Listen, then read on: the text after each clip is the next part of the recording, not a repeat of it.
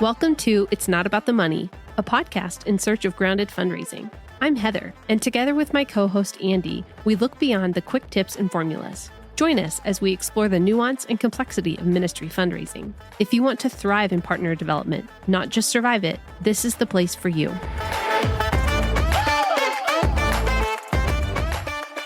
Hey friends, welcome to the show. This is a year in review for season 2. Can you believe we're already here? I cannot believe it.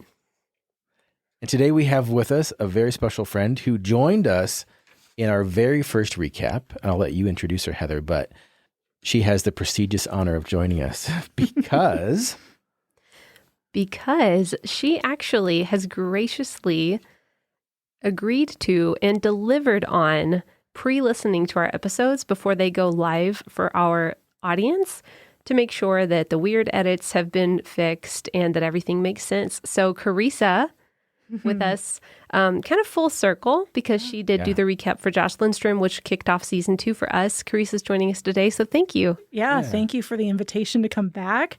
But also, I think it's just been a real honor to listen to these in advance and just put in some information that sometimes doesn't make sense in the greater picture, or it just is really good to listen and work through the process of evaluating and thinking how you as a listener is going to hear it. And it's been actually really fun. It's been a good rhythm in my week. Yeah. So thank you for that. Yeah. She is kind of like unofficially, and maybe we'll make it official, a member of the Not About the Money podcast team. Yes, So, we should get her a mug. And really what she's saying in a very gracious way is, I mean, you guys listen to us, so you know that sometimes our episodes are a bit longer. Thanks to Carissa, they're shorter than they would have been. That's a good point. So you're Yes. saying we actually edit our podcast? We do actually edit Yeah, our podcast. surprise, surprise. I edit our podcast. Yes. So if anybody has some thoughts about that, you can send me an email and I will listen to you. Yeah. Yeah, there you go. And send it to me, and then I'll put it in the nod. Yeah, there we And go. we have some stats today, and I think Carissa's recap is the most listened to of all the recaps. It is. Yep. Yeah. So I wanted to share this with you guys. So our top 5, number 1 episode most listened to is the one with Josh Lindstrom. Right. It's also the first episode, Yes. but it was a good one. Yes. So I could believe it on both accounts. Yeah. Okay. Number 2 is actually our intro episode, which makes sense. Yeah. People are trying to figure it out. Yeah. Okay. Number 3, the recap with Carissa. Oh, man. Yep. So it comes in into top 3. Woohoo. Yeah. Number 4 is the episode with Steve Shadrach, episode 3. Mm-hmm. That was also a really great episode. People know the Shadrach. They know the Shadrach. Yep. And then number 5, also episode 5, was our interview with Scott Moreau, Dr. Scott Moreau. Yep, on that's a spiritual great one. warfare. So It is helpful. a great one. Mm-hmm. Yeah. Yeah, and I actually don't have the stats on what number 6 would be, but I think that the second spiritual warfare with our friend PG, I think that's close to the top. I think you're right. Definitely top 10. Yeah. Okay, so those are some fun stats. I guess, like, moving on from that, I would love to just know what from this season, the 40 episodes I think it is. It's a little weird because we've got the 0.5 thing going on. Right. But from these past 40 episodes, what is still sticking to you? It's a great question. I would say the thing that I keep going back to over and over and over is the importance of prayer, not only in the fundraising process, but also the importance of prayer in sustainability on the field, the importance of prayer in the lives of your partners who might not be able to say yes to a financial gift, but are on your prayer team, knowing that you are praying for them as well. And so I think just coming back to it over and over and over, prayer. Mm-hmm. And actually, I think one of the episodes even highlighted the importance of prayer in preserving unity and love amongst a team. Yeah, I think that was PG's episode. Yeah. And that was, and I think related to, because you mentioned, some of the top episodes were spiritual warfare. Yeah. That's interesting. We cannot engage in that unseen realm without prayer. Yeah. Totally. Yeah. I have a feeling that stood out because that topic is often unaddressed. Mm. And there's a lot of stuff out there. There's a lot of podcasts. There's a lot of material, a lot of content out there on this topic, but I don't know how much of it delves into spiritual warfare and spiritual conflict. So maybe there's a need there. Right. Well, and especially in the fundraising space. I mean, Yes. for our listeners, you've seen a season now, so you see that we really believe it's not about the money. Yes. Like our topics have Right. covered a wide range of things from spiritual warfare to personal development to communication. I mean, these are all things that have to do with a human Yeah. that is fundraising. And I will say, while we're on that topic, I think the thing that stood out to me from those couple is the reality that we battle against three things, like the world, the flesh, and the devil. Mm-hmm. And you can't overemphasize one or underemphasize the other. They have to be approached equally as you're evaluating your context and your situation. And I can't remember which one of them recommended this, but there was a book that is called Spiritual Warfare by a guy named Carl Payne, I believe. And I picked it up and I'm reading it right now. Oh, cool. On that recommendation. It's thick and it's well thought out, very biblically based, and really good. So really compelling. Heather, you need to put together a resource list of all the books that are recommended on this podcast. Yeah. Because I would say we get one about every episode. Yeah. Yeah, that's a great idea. I'll do that. Yeah.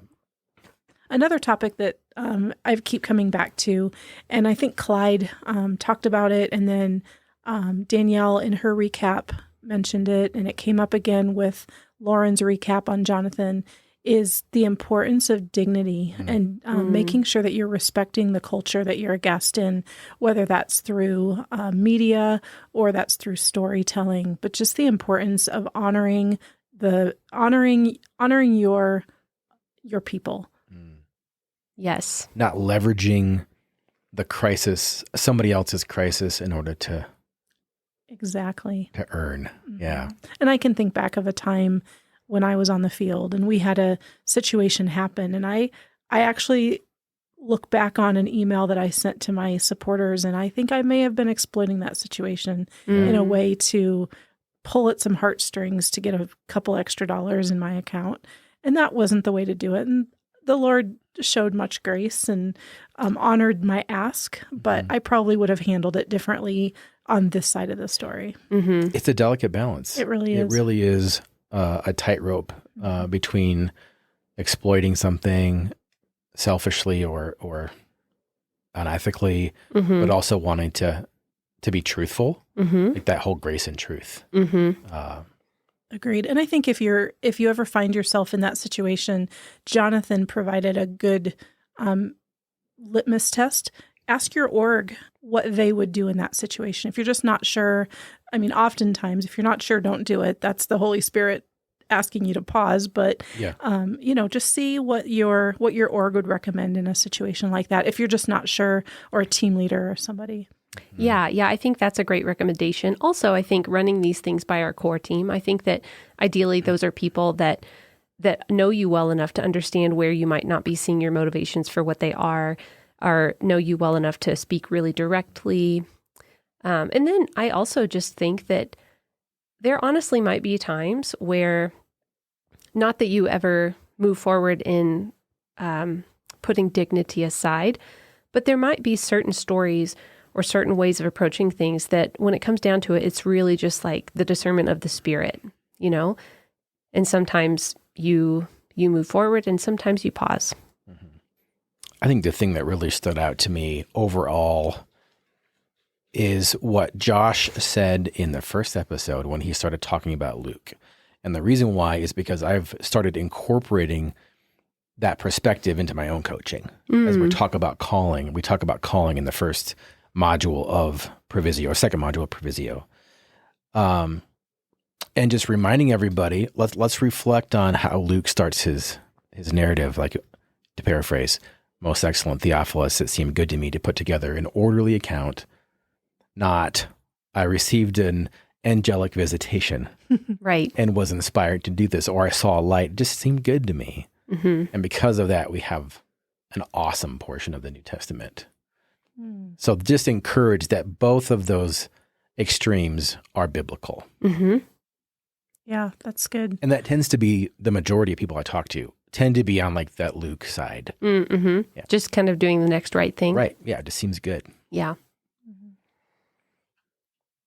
Something that has come up again and again, and that I've actually really started to incorporate into my personal life, was just something Barb put forward about having an end of the day reflection, or trying to write a little bit about every day, highlighting things and thoughts that might not have made their way into like your planner or your calendar or something like that, but that are meaningful as you think about them over time or look back on them.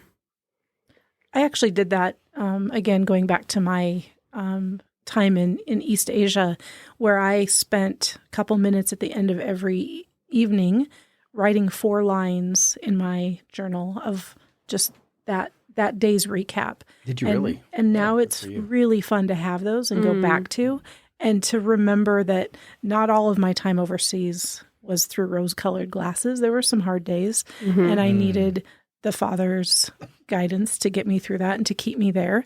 And so I appreciated Barb's encouragement to put that rhythm in, especially on the field. I think it's good because post-field, you're going to remember things differently. I'm curious whether that reflection was ever helpful as you communicated with your partners, whether that ever spurred on what you passed along or what you clarified, what you let people into. I actually remember a conversation that I had with one of my supporters, my first summer home, and she said, "Do you ever have hard days?"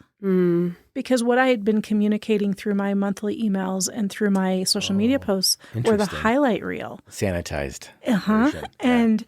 And she knew me well enough to kind of call it out, to say, surely you have some hard times. And it was a reminder, and I think it's a constant reminder, that what we put on social media is the highlight reel of our lives. Yes, right. And so it's okay to bring your fan base into the hard moments, because that's when you need prayer more than ever. Yeah. That's great. I journaled while I was in East Asia. And because of the pandemic, my things and I were separated for about 2 years. And I received my things in a shipment about 2 years later. And in that were all of these journals. And I have a tendency to look back on my time with fanatical exuberance. Optimism. And while I was looking through these journals, I was sitting in my parents' living room, because that was the address I'd provided to the shipping company. And I opened a journal, and it said something very not kind about the country that I was living in, because it was one of those hard days and one of those raw moments. And my dad, who was sitting behind me, saw it. And I quickly closed the journal, and he said, "No, open that back up." So I opened it back up, and he said, "Read that out loud." And I read it out loud. And he said, "Right now, you're remembering only the good. I want you to remember that there were hard days too. And the Lord sustained you in those hard days." That's great. Yeah. Isn't it interesting how we look at the past through rose-colored, like that's idiomatic, but we do look at the past through rose-colored glasses. But we're also, I think there's also a grace there in showing us and in experiencing that these light and momentary troubles are achieving something greater, right? Like, because what you look back and remember is the beauty of the work and the people.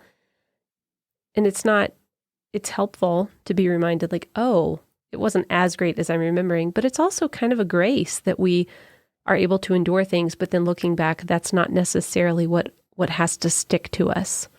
You know? Yeah, if everything is always happy and nice and pleasant, you don't have an opportunity to experience the Lord's provision and grace in those things. So you got a chance to remember that. Yeah. Yeah, exactly. There is no dependence without need. Yeah. Yeah. So when you were mentioning like the highlight reel, that reminded me of something that Lauren said in her recent episode about how she would pique interest with her partners and kind of put a plug for stories that they could then ask her to tell them about when she got home. I loved that. Yes. I really loved that. I started using that right away. Oh, nice. And I think Clyde alluded to that in his episode about dignity. I think Jonathan alluded to it. I feel like that's a theme that we've maybe seen and heard repeated over this season. Is to whet people's appetite a little bit. Yeah. That's okay. Yeah. Don't expect your newsletter or your email or whatever to carry all the weight of communication. It requires a face-to-face interaction. And the role of a newsletter is to kind of lay a foundation maybe and kind of break the ice and kind of get people interested. Yeah, that was a good way to see it. Some of the best advice I received was right before I came home for the summer after my first year. And a friend of mine who had served for many years in a different country with a different organization said, be prepared for the 222. And I said, what does that mean? And she said, people are going to want a 2-second version, a 2-minute version, and a 2-hour version. Sure. And so she said, they're going to ask you this very open-ended question. How was it? Yeah. And they're going to either want 2 seconds of your time, 2 minutes of your time, or 2 hours of your time. And that was actually really, really solid advice. And I've shared it with many, many others as they're preparing to see their fan base for the first time after a period of time overseas. I really enjoyed our recap episodes, and I'm confident that there are some of the guests we heard on recaps that will be joining us again for their own episode. And one of those episodes I just really enjoyed thoroughly was the one with Anna B. She recapped Barb. Yeah. And I just loved how you could hear her genuine care for the ministry people that she serves. And she had some really great examples of how to like draw your partners into the stories in meaningful ways. I thought that was really helpful. Even as I think about some of the stories that have stood with me, in Todd and Marie's episode, they told the story about the financial need that they had and how it was just in such a miraculous way met. Yeah. And PG shared stories of miraculous financial provision met. And those miracles only happen through the power of God. And so those are the stories that I've continued to think about. And it's caused me to pray for miracles and to ask. It's okay to ask big. And now as I walk through this process from a different angle, and Andy, as this is something you do on a day-to-day basis, it's okay to ask big. Absolutely. Tens of thousands of dollars is nothing to the Lord. Right. Yeah. I've thought a bit about our conversation that we had with Misty, just really hearing her perspective on representing a partner's perspective. And, of course, she can't speak for all people that would find themselves in the partnership position. But I did think that it was interesting the way that she put forward some of the ways they evaluate why or who and how they give and things like that. I really appreciated that she noted that the company somebody's going with is just as important as the character of the person that they're sending. And being well prepared to speak to why you've aligned with this company and are they trustworthy. That was helpful. Yeah. I thought it was really helpful to see her put forward another way of joining and giving meaningfully. We do encourage people often to seek out partners that are willing to come alongside them monthly, because it's a very routine occurrence of reminding of that partnership.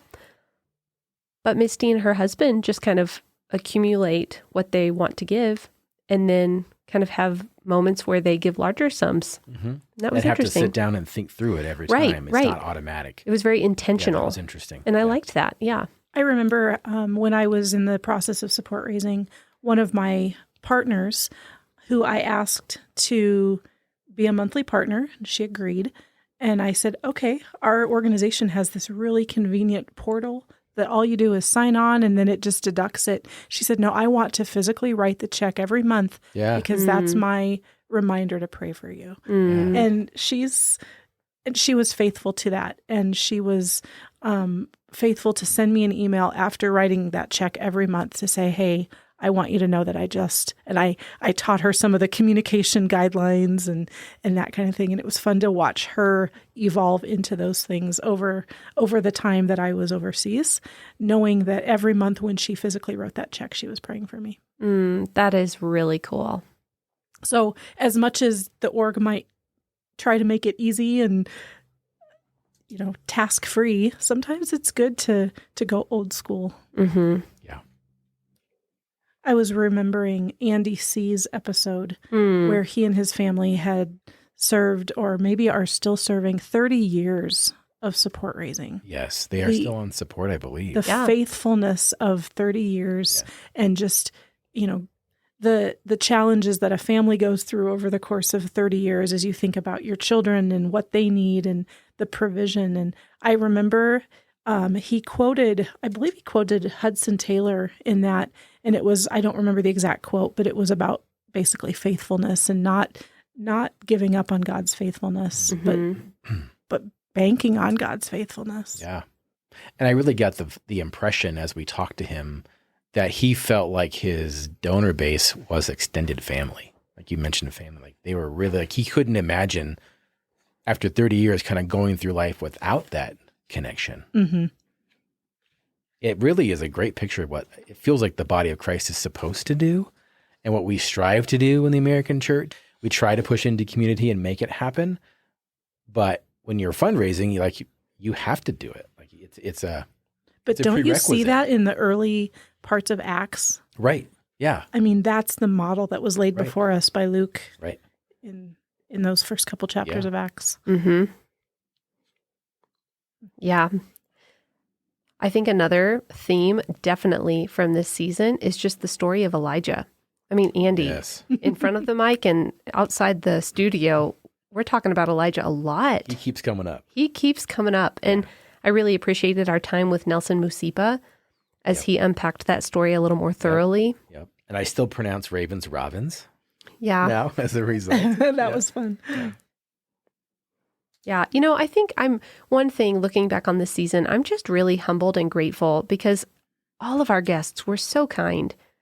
Yes. They were kind. Right.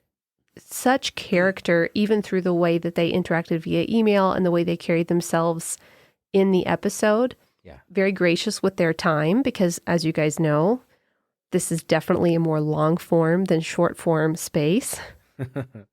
I would like to highlight some of the episodes where we did talk about personality types. And I know we talked about Enneagram, and I think Myers-Briggs came up, and just different things. And I think that it's really cool to walk through this process and know how uniquely God has created us.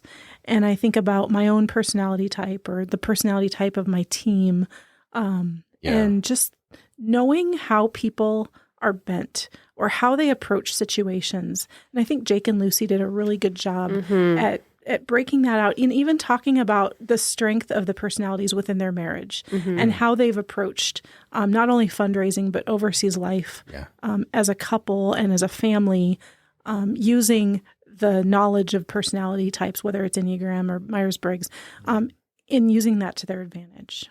Yeah, and I really appreciated how Andrea's episodes really drew out that there are so many ways you bring strength, and I think she called it leadership superpowers into the fundraising space. Maybe you're not the stereotypical outgoing, loves meeting a lot of new people, but there are other strengths that you bring into that space. And I do think it's powerful to remember that in calling you to fundraise, God hasn't set you up poorly by making you who you are. And again, dependence is a really good thing. Right. We tend to, especially when we do these personality inventories, we tend to focus on the strengths and oh, this is the cool stuff. And we are resistant to, or we're disappointed in ourselves when we read the weaknesses, and we're like, oh, yeah, that's an unfortunate side effect of who I am. But I really like the reflection on like the Lord works through our weaknesses. Yeah. That's all part of it. Like you have to just, that's where our dependency comes from. It's not bad. Yeah. Yeah. But I think even taking that one step further, Andy, thinking about Elena and Lee and talking about the psychology, that was powerful. Yeah. That was heavy. That was good content. That was meaty.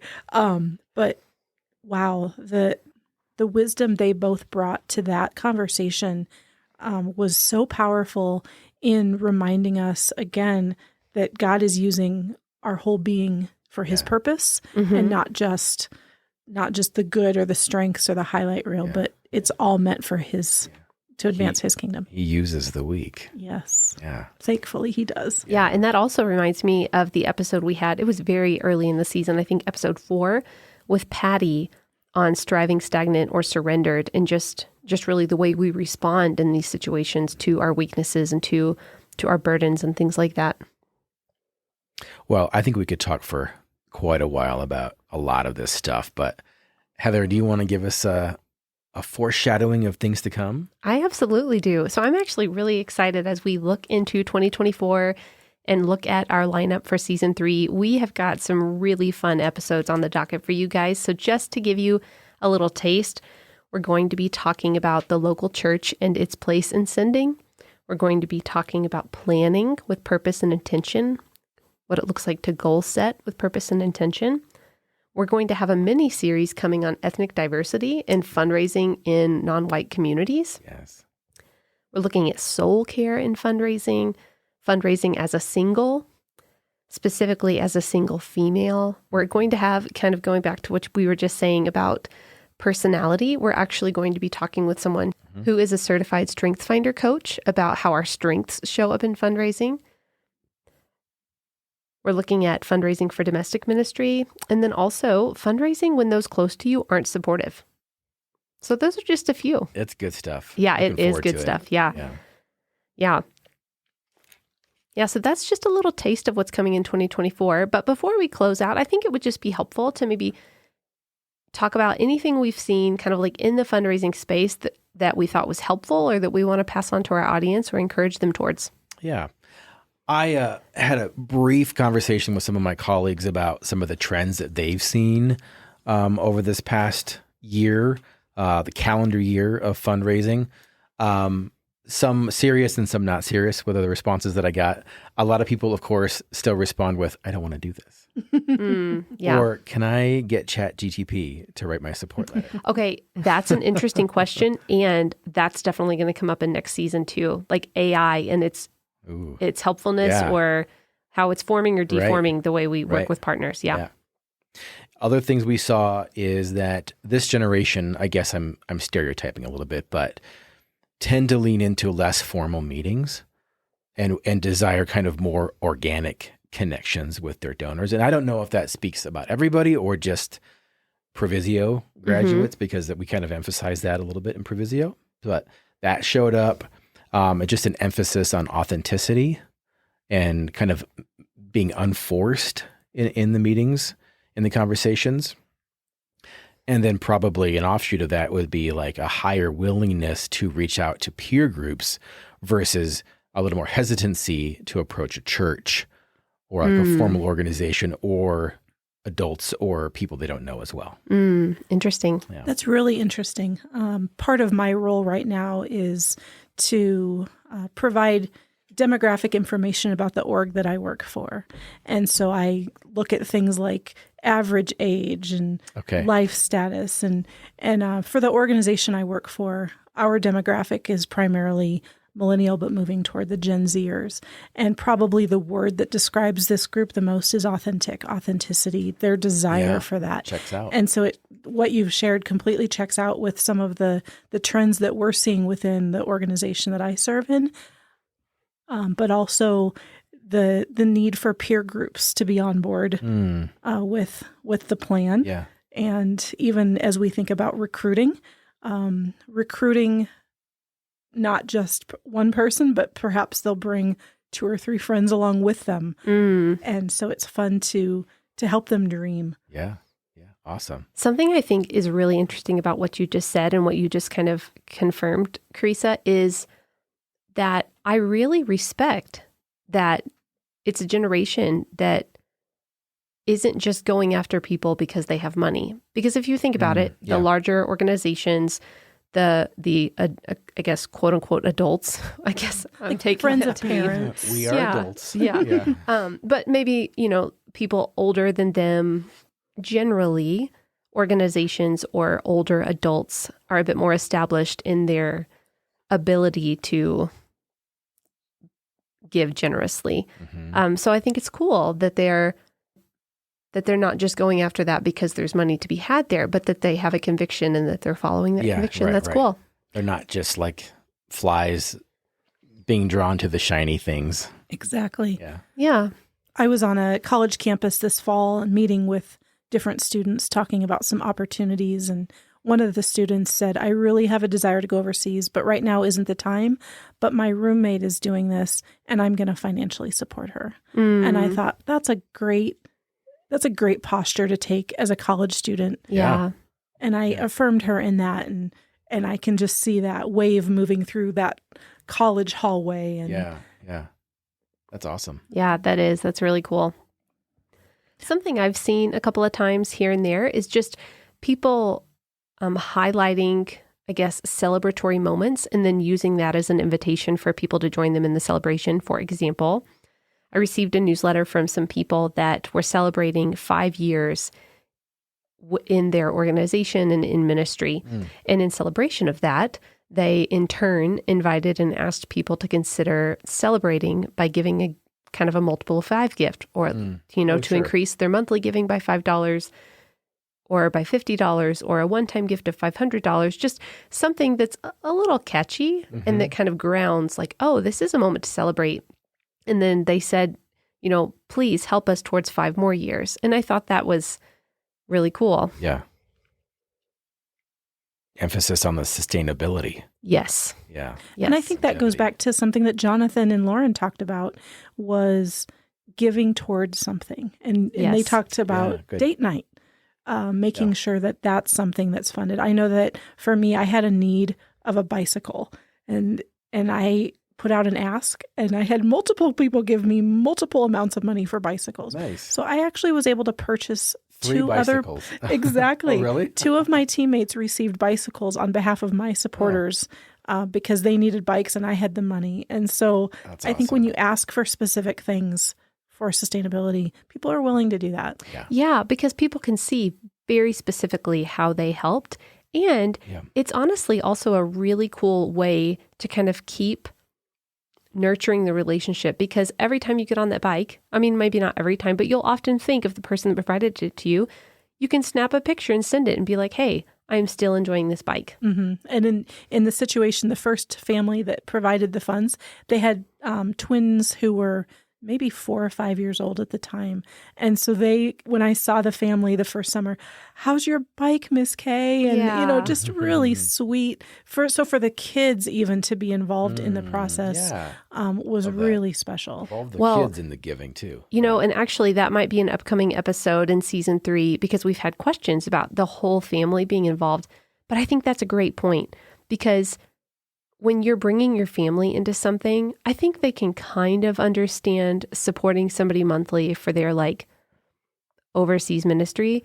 But I think it does ground for a kiddo if they're able to be like, we bought Miss Carissa's bike or our family is providing for date night for these friends that we love or something. Yeah. Exactly. Or they're taking a local friend to coffee each week, and our family is helping with that, One of the themes that I think is so important, and I know that Andy's very passionate about this in the coaching process, is the importance of staying connected to your home team and not just flying through in the summer. Hi, thank you, bye. Yeah. But to stay connected. Yeah. Throughout. Yeah. And that theme came up repeatedly this season. Yeah. And I cannot, having been there, Andy, you and your family who had been there, it matters. Yeah. Well, I'd love to just summarize some things. I did a quick internet search and I came up with a couple of articles. The first one here, and I'm just going to read a little bit, is from the Lausanne movement, if you're familiar with that. Or if you're not, we can link it in the show notes as well. But this article is called Missions in a Post-COVID World. And they talk about a lot of different angles, but of course the one that I'm focusing here on is the economic crisis created by the pandemic. And they point out the pandemic has indeed had a significant impact on the economic situations of individuals, businesses, and countries. They also point out that it's not the same across demographics or across different classes of people, even middle class, lower class. But then they concluded with a sentence that says, although missions organizations and churches have seen a slight drop in donations, bigger financial issues are actually related to inflation. So by and large, most organizations are receiving sufficient donations to continue their ministries. So then I was like, well, is that true across? I mean, I don't doubt them. I know they're great at following up on their data. So then I found another article by the Lake Institute on faith and giving. And this one's titled 2023 Giving Trends in Christian Congregations. And this is looking at probably a wider array of denominations than just kind of mainline Protestants. What their survey concluded was the median income of the nation's churches is up nearly 42% from 3 years ago. Meaning that the people that attend the church, Are that giving income more. level. Okay, so the church's income, not the individuals. Right, okay. right. The giving to the church. Now, factoring in inflation, that's lower. It's more like 25%. Okay. But still, it's up 25% since 2020. Wow. So interesting that people generally responded to the crisis by doubling down on giving. That was really curious to me. So there was an increase. I'll just summarize the data. There was an increase in 2020 and 2021, a little bit of a dip in 2022, but now in 2023, there's an even higher increase in giving. Interestingly enough, more takeaways, like the growth in income didn't necessarily translate into like a positive assessment of the congregation's financial health. Interesting. So it seems like there's a discrepancy between like the perception of how we're doing and the reality of how we're doing. Mm-hmm. So I'm like, well, what do we do with that as fundraisers? And I think my conclusion just quickly was, well, let's not jump to conclusions based on what we see around us and even based on a financial report. Like, let's talk to a leadership member. Let's talk to a CFO or somebody in church leadership about how is the church actually doing? Yeah. That was curious to me. The last thing I'll mention here, one more insight, is that this is the quote, like, not only has online giving increased since the pandemic, now that makes sense, no more offering plates being passed around, but it's also being given greater emphasis. So only 31% of churches reported using online giving in 2015, whereas in 2023, 67% did so.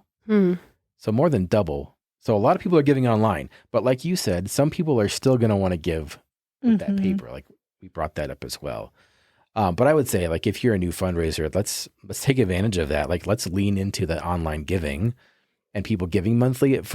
I understand like Misty's perspective on wanting to like engage the process every time, but for us as fundraisers, it's also nice to have it be automatic. That's really helpful. Yeah, because sometimes people legitimately have the desire to sit down and intentionally do something, and then they don't get to it, and it just has to get bumped. And on the fundraiser side, that can actually have implication. Yeah. So we'll link this article too. There's other stuff about like different faith traditions from like Orthodox and Catholic to like mainline or conservative Protestants, and different giving trends there. Cool. So interesting stuff. Yeah. Thanks, Andy. Thanks for doing that research. Yeah.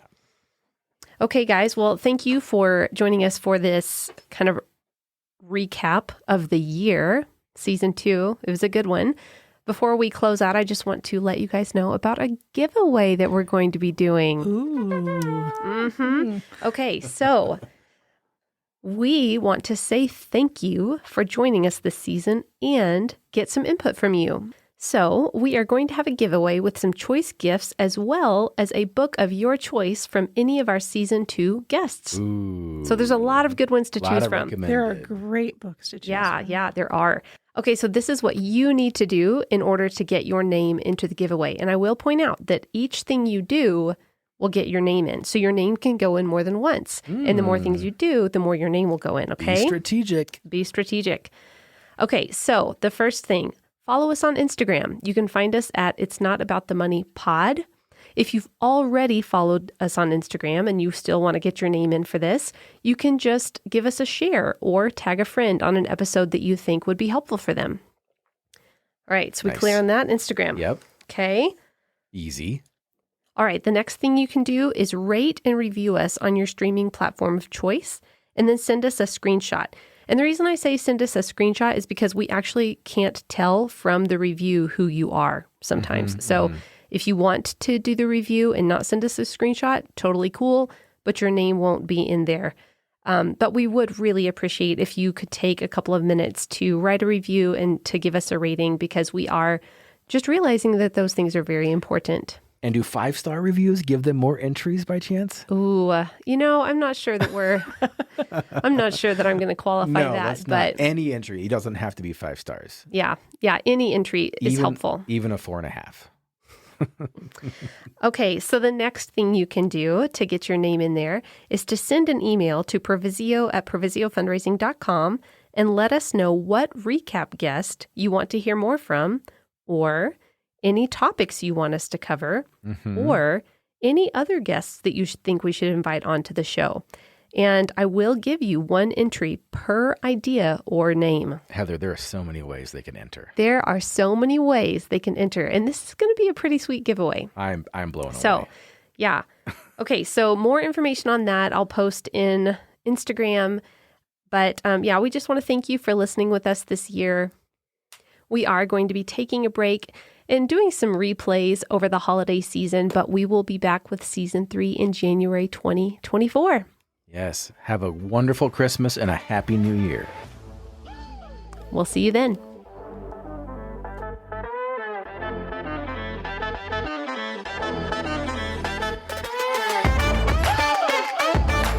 It's Not About the Money is presented by Provisio Fundraising Solutions. Provisio equips support-based workers with flexible training, practical resources, and one-on-one coaching. Find out more at provisiofundraising.com.